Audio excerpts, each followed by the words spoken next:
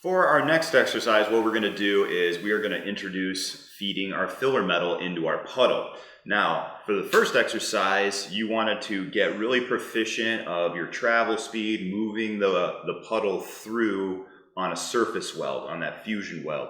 So now you should have a good sense of how to move the torch through, and you have some muscle memory built up in your torch hand. Now we're going to work on the opposite hand. We're going to work on feeding the filler metal into the puddle. For this, we're going to do what's called a lay wire technique, or what my old instructor used to call chasing the tail. Now, for that, when you have your filler metal, what you want to do is you want to be able to hold this so you're comfortable, but in the future you want to be able to feed the filler metal into your puddle. This is what I recommend. Most of the TIG welders that I know are going to use this same method. Basically placing the filler metal in between your index finger and your thumb and middle finger, just like this, kind of like holding a pencil, sort of. But what this will allow in the future, when we go to the next exercise, when we are feeding and dipping the filler metal in, it allows you to feed the filler metal into the weld. So if you're on thicker metals, you can obviously put more filler metal into that weld as you're moving.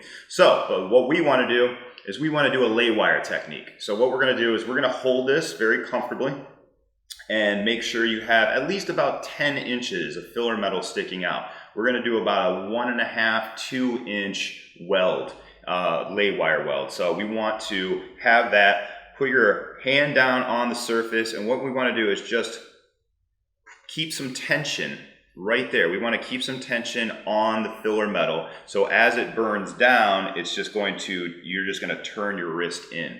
So as it goes down, it's just going to melt away. And if you're doing it right, you'll have a nice little even bead with even toes. So that's what we're going to do. Some people, just to give you a heads up, some people like to cut their filler metal in half.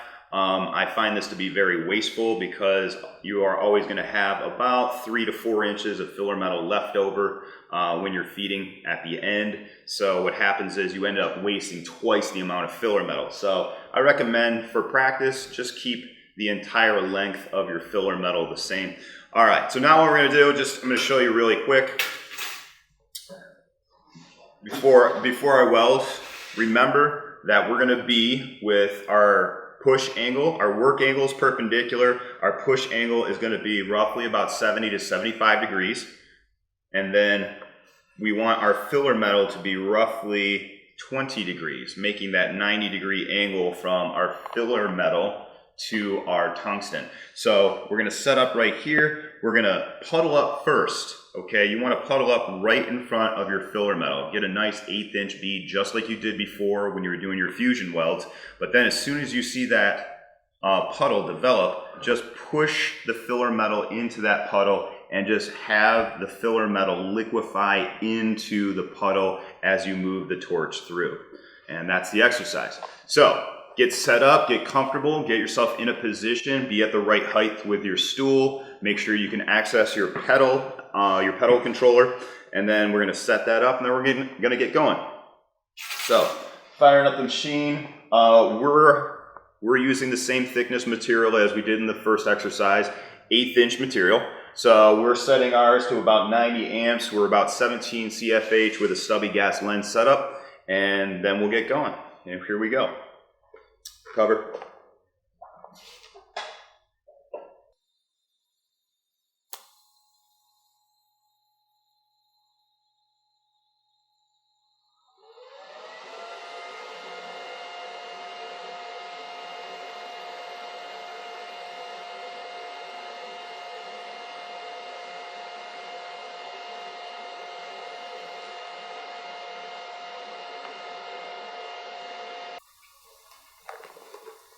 Now, don't forget, you always want to leave the torch at the end of your weld in the weld, because you want your shielding gas to purge the area around the weld as it solidifies. It also protects your tungsten from oxidation. Now,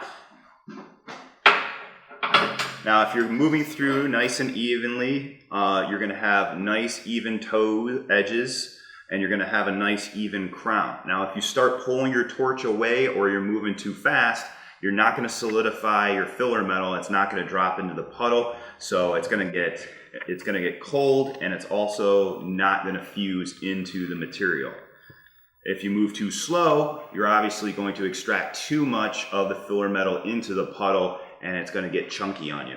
So you want to make it so you're getting nice and even, moving the torch over the filler metal, keeping the puddle on the material. So practice this a lot. You're going to need to. So as soon as you get about 10 of those done, 10 or 12 of those, we'll go to the next step, which is dipping.